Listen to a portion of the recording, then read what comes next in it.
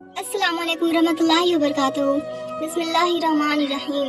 आज मैं आपको हैरान कर देने वाली वाक़या और सबक लेने वाला वाक़या सुनाने जा रही हूँ। यह एक ऐसा कहानी है, अगर आप इसको ध्यान से सुने और समझे तो आपको रोना आ जाएगा।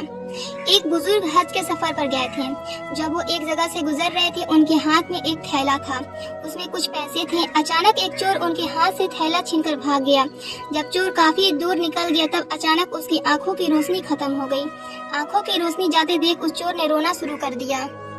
जब लोगों ने चोर से पूछा, भाई क्या हुआ, तो वो कहने लगा, मैंने एक आदमी का थैला छीना है। वह कोई बड़ा अल्लाह का करीबी बंदा लगता है। मेरी आंखों की रोशनी चली गई। खुदा के लिए मुझे उसके पास पहुंचा दो ताकि मैं उससे माफी मांग सकूं।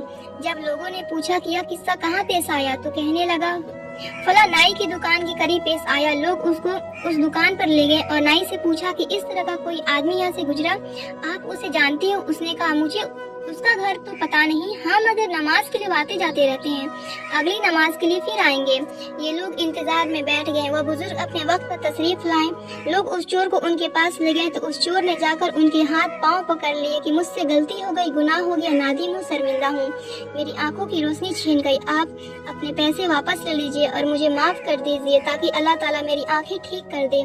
वह बुजुर्ग कहने लगे कि मैंने तो तुझे पहले ही माफ कर दिया है। यह सुनकर चोर बड़ा हैरान हुआ। कहने लगा, हजरत, मैं तो आपका थैला छीन कर भागा और आप कहते हैं कि माफी मांगने से पहले ही माफ फरमा दिया। वो फरमाने लगे, हाँ मेरे दिल में कोई बात आ गई थी। फरमाने लगे, मैंने एक हदीस पढ़ी जिसमें नबी करीम हजरत मोहम्मद सल्लल्लाहु अलैहि वसल्लम ने फरमाया कि क़यामत के दिन जब मेरी उम्मत का हिसाब पेश किया जाएगा तो मैं उस वक्त तक मीज़ान के करीब रहूंगा जब तक मेरी आखिरी उम्मती का फैसला नहीं हो जाता। मेरे दिल में यह बात आई कि अगर मैंने इस चोर को माफ नहीं किया तो क़यामत के दिन यह मुकदमा पेश होगा, और जितनी देर मेरे नबी मुकदमे का फैसला होने में लगेगी, अल्लाह के नबी सल्लल्लाहु अलैहि वसल्लम को उतनी देर जन्नत से बाहर रहना पड़ेगा। इसलिए मैंने माफ कर दिया कि ना तो मुकदमा पेश होगा और ना ही मेरे महबूब को जन्नत में जाने में देर लगेगी। वह जल्द जन्नत में तशरीफ ले जाएंगे।